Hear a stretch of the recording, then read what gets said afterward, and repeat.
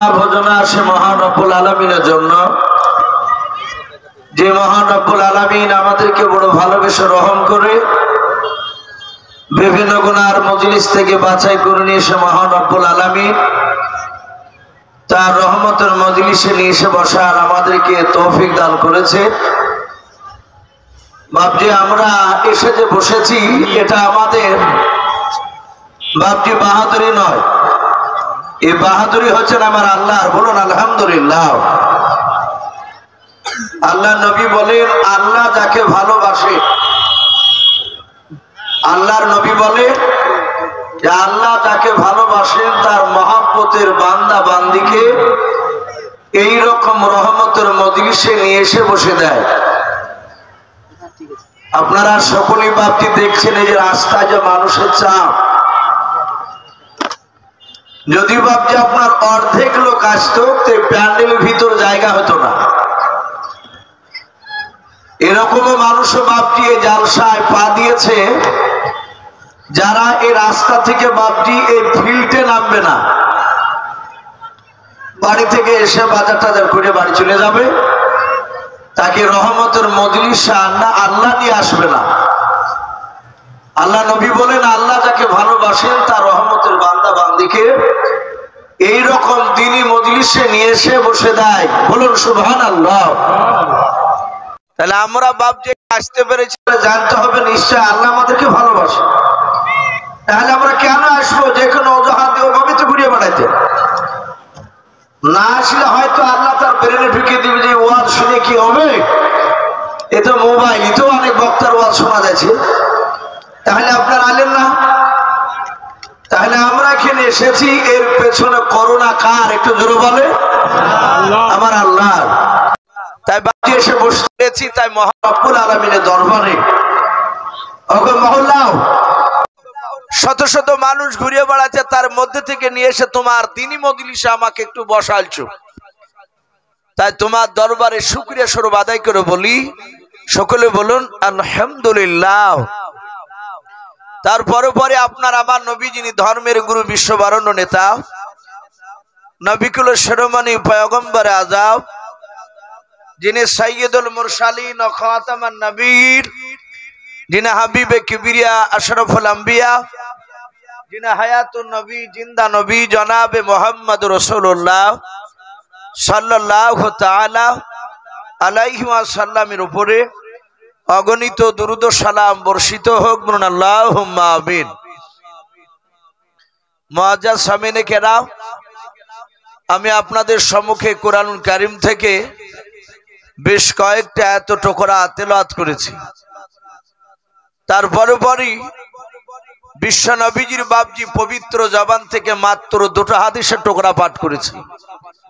ইনশাআল্লাহ যথাসময়ের মধ্যে আমার বক্তব্য দিতে করব। আপনারা বসে আছেন, আল্লাহর নবী জনাবে মুহাম্মদ রাসূলুল্লাহ সাল্লাল্লাহু তাআলা আলাইহি ওয়াসাল্লাম মসজিদে নববীতে বাপজি বক্তব্য রাখছিলেন। আপনারা যেমন বসে আছেন, যে দেখি ইউসুফ ঘাসপুর থেকে এসে কি আলোচনা করে শুনবো। নবীর সাহাবাই কেরাম তারা চাতক পাখি নাই বাপজি চেয়েছিলেন রাসূলুল্লাহর চেহারার দিকে। তারা জানতেন সাহাবারা এমন একজন রাসূলুল্লাহর বাপজি আমরা উম্মাত হতে পেরেছি, যে নবীর চেহারার দিকে ইমানি হালাতে তাকালে সবারই নয়, আবু জেহেল তো নবীকে তাকে দেখেছিল, উদবা সাইবা ওরাও তো দেখেছিল।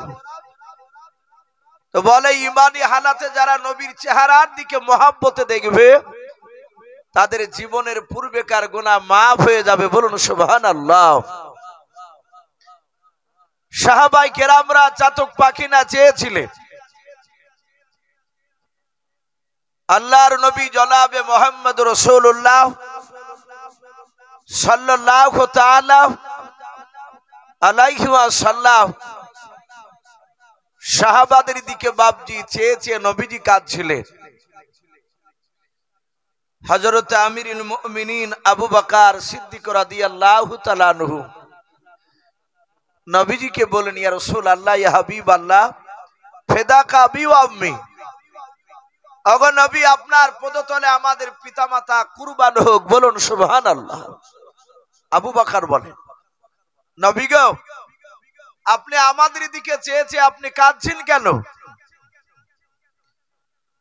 আল্লাহর নবী জনাবে মুহাম্মদ রাসূলুল্লাহ সাল্লাল্লাহু তাআলা আলাইহি ওয়াসাল্লাম দরদি নবী আমার ডাক দে বলেন, আবু বকর, আমি তোমাদের চেহারার দিকে চেয়ে আমার বহুদিনকার পুরানো কথা মনে পড়ে যায়। সাহাবা আবু বকর বলে, হুজুর, এমন আপনার কি পুরানো কথা মনে পড়ে যায় বলুন। আল্লাহর দরদি নবী ডাক দিয়ে বলেন, আবু বকর, আমি এখানে দেখতেছি অনেকগুলো সাহাবায়ে কেরাম তারা আমার উপর ঈমান এনেছে রে সাহাবা। যেদিনকার সর্বপ্রথম তাদের কাছে কলমার দাওয়াত নিয়ে গিয়েছিলাম, ওই সময় তারা আমাকে চিনতে পেরেছিল না। ওরে আবু বকর, ওই সময় তারা আমাকে ধরে মেরেছিল। তারা এমনকি তারা নাপাক জিনিস, নোংরা জিনিস আমার গায়ে ফেলে দিত। ওরে আবু বকর, আজ তাকে দেখছি ওরা আমার জন্য জীবন দিতে রাজি আছে। বলুন সুবহানাল্লাহ। আবু বকর কেঁদে কেঁদে বলে, ওগো নবী, আমি তো অন্যায় করিনি, আপনারা সকলেই জানেন। আবু বকর সিদ্দিক রাদিয়াল্লাহু তাআলা আনহুর আব্বার নাম ছিল হযরতে আবু কুহাফা। আবু বকর আব্বার নাম। বাপজি একটু মন লাগাবেন কথার দিকে, ফালতু কথা বলবো না। মানুষ বর্তমান এখনো মানুষ আছে পক্ষ দেখে বাপজি বক্তব্য শোনে। এই তো আমার দলের না, এর বক্তব্য শুনলো কেন? সেম বাপজি রাসূলুল্লাহর জামানায় এইরকমই ঘটতো। আল্লাহর নবী যখন কলমার দাওয়াত দিচ্ছিলেন, তখন উতবা, সাইবা, আবু জেহেল, আবু সুফিয়ান এরা কি নবীর কথা শুনতো? বাপ একটু কথা বলে, শুনতো না। তারা কি বলতো? তারা বলতো, এর মাথা খারাপ, এ পাগল। হাদিসে এসেছে, নবীর উপর যখন ওহী নাযিল হতো কোরআনে, রাসূলের শরীরে জ্বর চলে আসতো, নবীর মাথা যন্ত্রণা করত। নবীজি ওই জায়গাতে একটু পাগলের মতো করতে। এ কোরআন চারটেখানি ব্যাপার নয় যে কোরআনের আইন অনুযায়ী আমি চলতে পারবো কিনা, আমি কোরআনের হক গুলো আমি মানুষের কাছে পৌঁছে দিতে পারবো কিনা। হাদিসে পাওয়া যায়, সর্বপ্রথম বাপজি পাহাড়কে কোরআন নাজিল করতে চেয়েছিল। হে পাহাড়, এই কোরআনটা তোমার উপর অবতীর্ণ করতে চায়। পাহাড় বাপজি কেঁদেছিল। এই জন্য বাপজি দেখেন, অনেক সময় পাহাড় ঘেমে বাপজি পানি বের হয়। পাহাড়ি এলাকায় 12 মাস ঝিরঝির ঝিরঝির করে বাপজি পাহাড় বয়ে বয়ে পানি যায়। এ পাহাড় 6 মাস ধরে বাপজি কেঁদে বলেছিল, আল্লাহ, এ তোমার কোরআনের হেফাজত আমি করতে পারবো না। লাস্টে আশরাফুল মাখলুকাত, সারা পৃথিবীর মধ্যে বাপজি শ্রেষ্ঠ বাপজি জাতি হচ্ছে কারা? একটু কথা বলে। এই মানুষেরা। যদি বলেন ফেরেশতারা দামি, এটা ভুল কথা। ফেরেশতারা আর এই মানুষের মধ্যে পার্থক্য কতটা, এটা আমাদেরকে বুঝতে হবে। দুনিয়ার যে কোনো বাপজি একটা ইমানদার মানুষ, আপনিও হতে পারেন, আমি হতে পারি। যে কোনো একটা মানুষ ইমানদার, সে যদি ইমানদার হয় তো বলা হয়েছে বাপজি আপনার 4000 ফেরেশতার সমান একটা ইমানদার মানুষ। মানুষ, বলুন সুবহানাল্লাহ। তাহলে মানুষ এত দামি, আমার বিশ্ব নবী জনাবে মুহাম্মদ রাসূলুল্লাহ সাল্লাল্লাহু তাআলা আলাইহি ওয়াসাল্লাম নবীজির বাপ যে কথাগুলো সবাই শুনতো না, বলতো নবী হলে আমাদের মধ্যে মানুষের মধ্যে নবী হবে কেন? আল্লাহ নবী করার আর লোক পায়নি, এইরকম আবল তাবল সে সময় কথা বলতো। তাই বাপজি অনুরোধ করব, বক্তব্য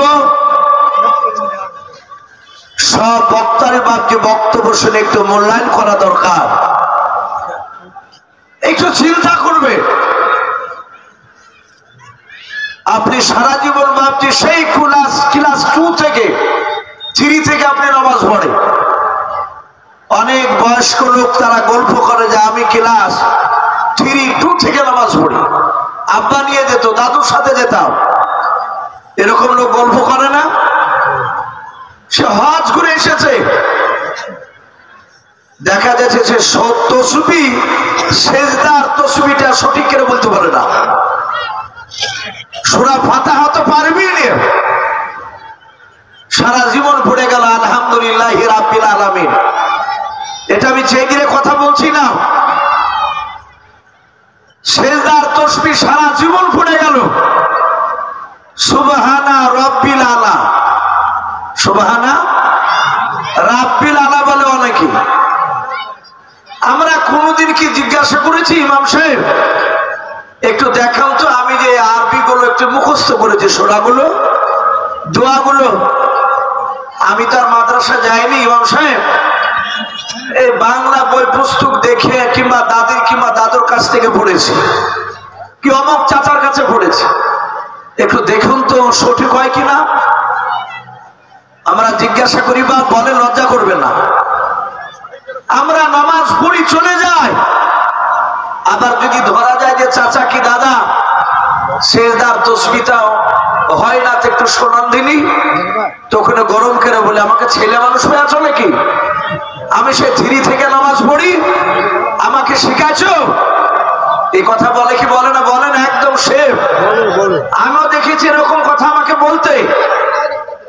বাবা আপনি বাড়িতে মরিচ লাগালে, বেগুন লাগালে, একটু যদি পাতাটা পাখরা হয়ে যায়, যাকে আমরা কুড়াইসে বলি, আমরা তো চাষি ঘরে ছিলাম, আমরাও বাপ চাচাদেরকে আমরা তো দেখতে পাই আবাদ করতে, কারণে হেতু মৌলবি হয়েছে।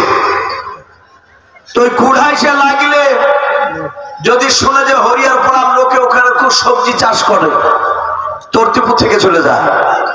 বড় দোকানে গিয়ে পরামর্শ করি যে আমার বেগুন কিংবা মরিচের গাছে কুড়াইসে হয়েছে, এত বীজ দিয়ে সারছে না, ভাই আপনার আছে এরকম বীজ সারার? আবার দেখা যাচ্ছে ডালকে শুকিয়ে নিয়ে যাচ্ছে, ডাল ভেঙে। ও বাবা, একটা কুড়াইসে যদি মরিচের লেগে যায়, তার লেগে যদি আপনি পরামর্শ করতে যান, আপনি দুর্গম রাস্তা পাড়ি দিয়ে আপনাকে জাহান্নামের রাস্তা পাড়ি দিয়ে জান্নাতে যাওয়া লাগবে। ওই রাস্তায় পাড়ি দিতে গেলে বাপজি ওলামাদের সাথে পরামর্শ দরকার নাই? ওদের সাথে একটু আলোচনা করা দরকার। মনে রাখবেন বাপজি, দুনিয়ার বুকে যা আমল করে যাবেন সব, ওটা বাপজি পুরো আমাদের ফর্ম যাকে ফিল আপ করা বলি। যদি বলে এটা তো বাপজি ফেব্রুয়ারি মাস, আজ মনে হয় 28 নাকি 28 তারিখ, এই মাসটা 31 না কত আমার জানা নেই, আজ শেষ। আচ্ছা যদি বলে যে মার্চ মাসের 10 তারিখ পর্যন্ত একটা ফর্ম ফিল আপ করা লাগবে, আপনি 9 তারিখে গেলে ফর্মটা ফিল আপ করে জমা দিতে গিয়ে যিনি টিকিট কাউন্টার যেখানে জমা দিচ্ছিলেন ফর্ম, সে ভদ্রলোক দেখে বললেন যে চাচা আপনার এই ফর্মটা তো ফিল আপ করা ঠিক হয়নি, ভুল হয়েছে। বলে আজ 9 তারিখ, আগামীকাল শেষ। আপনি ফর্মটাকে ছিঁড়ে ফেলে দিয়ে আবার নতুন একটা ফর্ম সংগ্রহ করে ফিল আপ করে নিয়ে গিয়ে আপনি জমা দেওয়ার সুযোগ পাবেন। কিন্তু কিয়ামতের ময়দানে আপনার দুনিয়ার জিন্দেগির যে ফর্ম,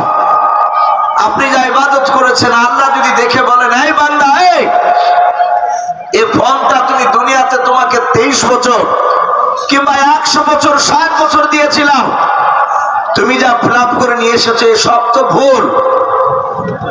আচ্ছা বলেন বাপ, সেই দিন কি বাপটি আর ফিল আপ করার সুযোগ পাওয়া যাবে? আর কোন সুযোগ নাই। জাহান্নামীরা বলবে, ওগো আল্লাহ, তুমি আমাদেরকে আর মাত্র একটা মাসের মতো দিয়ে পাঠাও। ওকে মাওলা, নামাজ পড়ি নাই, রোজা রাখতে পারি নাই। এই যে রমজান মাস আসছে আগামীকাল, অনেক মানুষের মুখ হুন্দলা হতে লেগেছে। বলছে সর্বনাশ, যাতা রোদ নাকি, এই দিনে মনে হয় রোজা করা সম্ভব নয়। এখন থেকে ইমান দুর্বল হতে লেগেছে আমার। কিন্তু আমরা চিন্তা করি না যে একটা 12 বছরের মেয়ে, একটা 13 বছরের ছেলে পাড়াতে এরকম দেখা যায় গোটা রোজার মাস রোজা ভাঙে না, কষ্ট করে রোজা রাখে। ওই ছেলেটা যদি রোজা রাখতে পারে আমাদের সুস্থ শরীর নিয়ে, আমরা কেন পারবো না? ভুল ভাঙবে বাপ শুধু চোখ বুনতে যা দেরি। মৃত্যু হয়ে গেলে কবরে গেলি বাপজি বোঝা যাবে যে আল্লাহ কত বড় কাহার হবেন কিয়ামতের ময়দানে।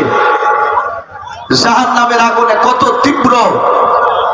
আপনার আমার নবী জনাবে মুহাম্মদ রাসূলুল্লাহ সাল্লাল্লাহু আলাইহি ওয়াসাল্লাম, যে নবী তার ডান দিকে আর বাম দিকে আর সামনের পেছন দিকে আর চারিদিকের গুনাহ, সেই নবীও জাহান্নামের জন্য কাঁদতেন ভয়ে। বলুন আলহামদুলিল্লাহ। সেই নবী কেঁদেছে। আমি বলছিলাম বাপ, যে কথার দিকে বাপকে একটু মন দিয়ে ধ্যান দিয়ে কথাটা একটু শুনবে।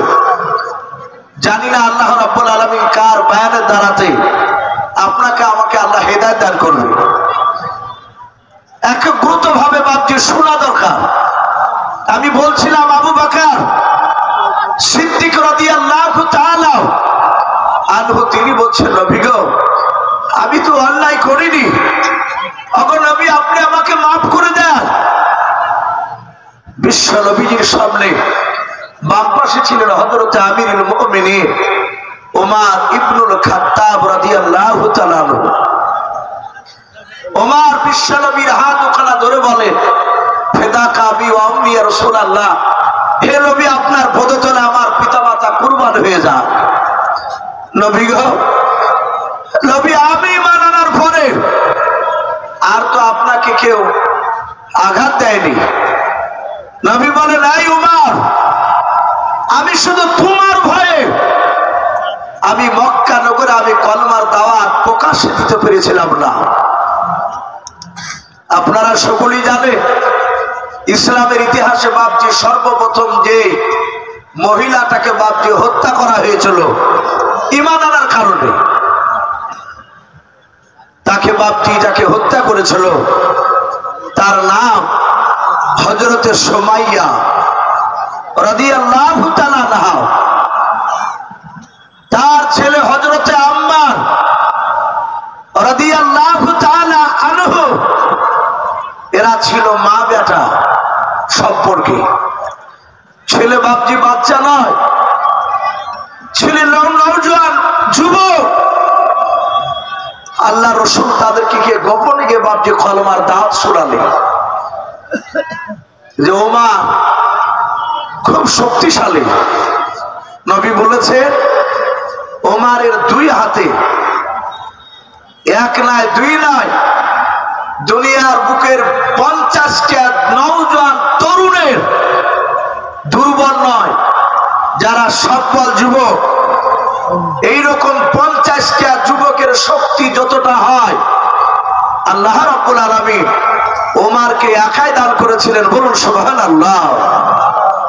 এই জন্য ওমরকে দেখে সবাই ভয় পেত। আবু জেহেল বেঈমান শুনতে পেয়েছে বাবা যে সুমাইয়া তার সন্তান আম্মার, এরা দুজনাই বাবা ঈমান এনেছে, কলমা পড়ে নিয়েছে তারাও। আবু জেহেল বেঈমান ডাক দিয়ে বলে, ওমরকে তাড়াতাড়ি ডেকে নিয়ে এসো। ওমরকে ডাকা হলো। মক্কার বেঈমানেরা বাবা আবু জেহেলের লোকেরাও ওরা এমন ভাবে মক্কার লোককে বাপকে মাথা খানা এমন করে তাদের নষ্ট করে রেখেছিল। নাও আল্লাহর নবীজিকে বাপজি বাড়ি থেকে রাস্তায় দেখলে তারাও নবীজিকে তারা আঘাত করতো, নবীজির উপর অত্যাচার চালাতো। শুধু তাই নয়, আল্লাহ রসুলের বাপজি সাহাবাদেরকে দেখলো তারা চড়াও হতো এবং বেঈমানেরা তারা নবীজিকে দেখলে বাপজি কানে তুলা ভরে দিয়ে বাপজি চলে যেত। আল্লাহর নবীজির বাপজি কথা তারা শুনতো না। কোরআন পাকে বলা হয়েছে বেঈমান আবু জেহেলরা বলতো লা তাসমাউ লিহাদাল কুরআন। আবু জেহেলরা বলতো খবরদার মুহাম্মদ সাল্লাল্লাহু আলাইহি ওয়াসাল্লামের কোরআনকে তোমরা শুনবা না। আবু জেহেলরা জানতো আল্লাহর নবীজির যদি কোরআন খানা কোনো মানুষ যদি 5 মিনিট যদি বাবা শুনে নাই, ওই লোকটা কলমা না পড়ে থাকতে পারবে না। বলুন সুবহানাল্লাহ। এই জন্য দূর থেকে বাপটি শুধু বলে বেড়াতো যে মুহাম্মদ সাল্লাল্লাহু আলাইহি ওয়াসাল্লামের কথা শুনবা না। আল্লাহর নবী জনাবে মুহাম্মদ রাসূলুল্লাহ সাল্লাল্লাহু তাআলা আলাইহি ওয়াসাল্লাম তিনি জানেন না আবু জেহেল ওদিকে গোল মিটিং শুরু করেছে। কে যে বলেছে আবু জেহেল ওই উদবা নয়, সুমাইয়া তার বেটা আম্মার গত রাত্রিবেলায় কলেমা পড়েছে বলে। তাই বলে হ্যাঁ, কাফেররা রাত্রিবেলাতে ওরা কম ঘুরতো। আমরা জানি 5 ওয়াক্ত নামাজের মধ্যে 2 ওয়াক্তের নামাজ আস্তে পড়তে হয়, জোহর আর আসর পড়ে না। মসজিদে জামাতে পড়লে শুধু ইমাম সাহেব আল্লাহু আকবার বলে বলে, আর একা একা যদি পড়ি নামাজ আল্লাহু আকবারটা জোরে বলা যাবে না। এই 2 নামাজ সিররি নামাজ বলা হয়, আস্তে নামাজ বলা হয়। আর মাগরিব এশার ফজর এই 3টে নামাজে জাহরি কেরাত তাকে ডেকে নামাজ পড়া বলা হয়। আচ্ছা এই জোহরে আর আসরে আস্তে কেন হলো, মাগরিব এশার ফজর কেন জোরে হলো? কারণ নাই ভাই, অবশ্যই কারণ আছে। মক্কা নগরে দিনের বেলাতে কাফেররা বাপজি তারা তলোয়ার হাতে করে ঘুরে বেড়াতো নবীর লোকদেরকে মারার জন্য। এই জন্য নবী বলেছিলেন তোমরা জোহর আর আসর নামাজগুলো আস্তে আস্তে পড়বা। সাহাবারা যখন কোরআন তেলাওয়াত করতে তারা কোরআন পড়তে পড়তে মুগ্ধ হয়ে যেতে। তাদের ঈমান এত মজবুত ছিল, ওরা কোরআন যত পড়তো তত সাহাবাদের বাপজি চোখ দিয়ে ঝরঝর করে পানি বেরোত। যারা মুহাব্বতে পড়তো। আমাদের ঈমান কমজোরি বাপ, ইমাম সব ভালো, যদি বাবা বড় সূরা দিয়ে নামাজ পড়ে পরপর তো অমনি সাহেব দোকানে বলে যে ইমামের কোনো জ্ঞানই নাই।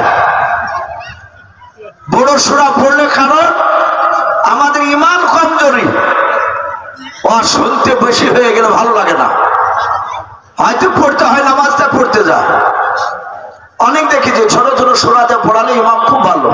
এই যে তারাবি আসছে, কালকে পড়বে, পড়ি দেখবে যে ইমাম ভালো না খারাপ। একটা লোক বলছে গত 3 দিন আগে বাপ না গত 3 দিন আগে আমাকে ফোন করছে, গত কালকে বাপজি ছিলাম বর্ধমান পূর্বস্থলী, তো ওই গ্রামে বলছে হুজুর কি আর বলবো, ইমাম নিয়েছি, তো ইমাম খুব ভালো কেরাত, এত সুন্দর ফার্স্ট ক্লাস কেরাত। লোকে বলছে যে এখন বোঝা যাবে না, তারাবি প্রথম তারাবি হোক তারপর বোঝা যাবে যে ইমাম ভালো না খারাপ।